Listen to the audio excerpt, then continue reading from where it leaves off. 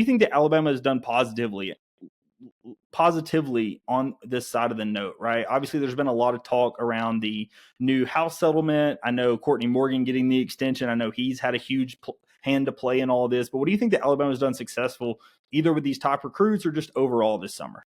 I think if you had to kind of give a general statement of what this coaching staff and Courtney Morgan have done, it's just the way they evaluate the players and who they want to sign. I know there's some fans that are a little upset about the number of 3 stars that have committed recently, and others that are projected to be a part of this class as well. But you mentioned the house settlement, and this is going to affect how many 4 and 5 star players you can afford to have in each of your classes, and you also have to afford players in the transfer portal as well. So I think evaluating and identifying talent that are not just 4 and 5 star guys, and you look at those guys and kind of you watch their tape and watch their film, and you say, hey, I can see where this guy could fit into this Alabama's offense, whether or this scheme, whether it's offensively or defensively. So I think this coaching staff and Courtney Morgan especially, his ability to evaluate and identify talent that fits what Alabama wants to do, that's what sticks out to me the most. And I think Alabama fans should just kind of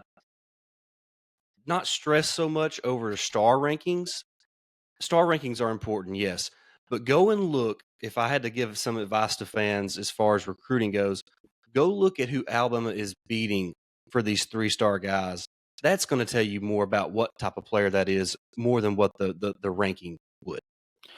Yeah, and when you're talking about that, so would you just consider this a situation where Alabama's looking more for fit than they are just overall, in theory, raw talent? Because at the end of the day, for anybody unaware with how recruiting kind of works, recruiting is just a star ranking that says, is this person likely to be like an all-pro style player, right? Like a 5 star should be a can't miss prospect, but that doesn't mean they're a can't miss prospect for your system. It means they're a can't miss prospect for somebody's system. Yeah.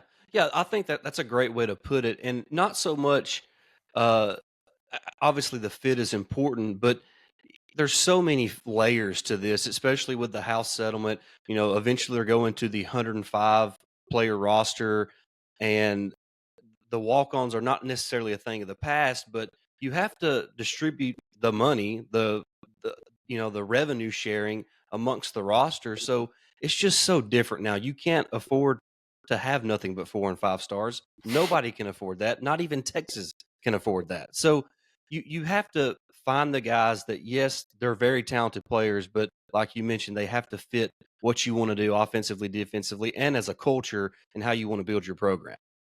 Yeah. Additionally, with that, something that I've noticed, and especially with a couple of the recruits we're going to talk about here coming up, somebody that is still playing a bit of a role, and I know that some Alabama fans are happy to see, and some are probably like, "Well, DeBoer can't recruit without him," but we have to say it. Nick Saban obviously was on some of the visits with Xavier Crowell and Tank Jones and some others. What have you heard or kind of thought about his involvement in this process, his how much he's been involved? I know obviously Morgan and DeBoer and such are taking the lead, but what kind of role has Nick Saban played so far in this?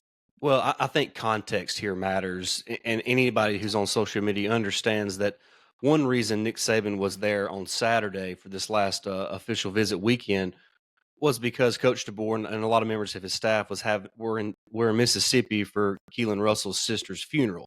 So, and Nick Saban had to be in town anyway. He had some Nick's Kids Foundation stuff to take care of, so he had some reasons to be there, and also Nick still loves Alabama. I mean, I think that's evident, and it really wasn't so much a recruiting pitch of, hey, this is why you should come here. What I was able to gather was Nick Saban was more of like, hey, this is why I love Alabama. This is why we were successful here. This is why I think Coach DeBoer is going to continue the success here at Alabama. So I'm excited that Nick Saban is still around and loves the University of Alabama, and that he believes in this coaching staff enough to kind of stick his neck out, so to speak, for what Coach DeBoer and his staff are building in Tuscaloosa, because it is different. It's a different era. I mean, the truth is it's a different era from a recruiting standpoint from what Nick Saban was recruiting in, because we're almost in the obviously NIL is still going to play a factor, but it's almost the post NIL era now with the revenue sharing because of the house settlement. So Coach Saban still being around is awesome to me, because it shows that he still cares about the university, cares about the future of the program, and he obviously wants to stick around. And I don't know if you saw some of the pictures or not, it wasn't like he was in Coach DeBoer's office trying to sell these recruits. He was in his office, which is not even at the actual football facility where the other coach's office at. It's in the inside Bryant Denny Stadium. So it's not like he was overriding Kalen DeBoer inside his office, trying to sway these kids. It was more about Coach Saban letting those guys know about the experience he had at Alabama and why he was able to build a successful program and why he thinks Coach DeBoer can continue that.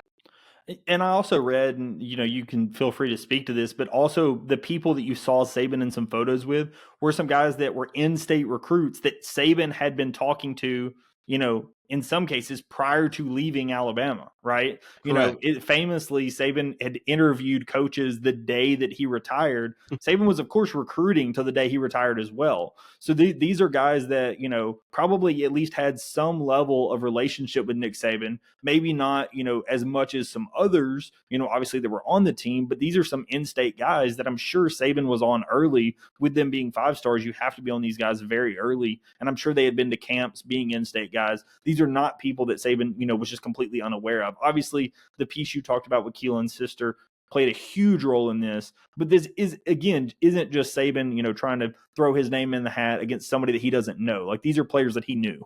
Yeah, he had previous relationships, especially with somebody like Tank Jones. Coach Saban offered him, I think, 2 years ago now or so. Obviously, Sadarian Morgan knew Coach Saban from camps and stuff like that. I'm not sure if Saban ever actually offered Sadarian Morgan a scholarship at Alabama, but he obviously had a relationship with him. Now, Crawl's a little different because he did reclassify, so he's a year younger than what Tank Jones and Sadarian Morgan are. But obviously, he growing up in the state of Alabama, he has to admire Coach Saban. It's just kind of a thing if you live in this state. So, yeah, that was obviously a big piece of it as well.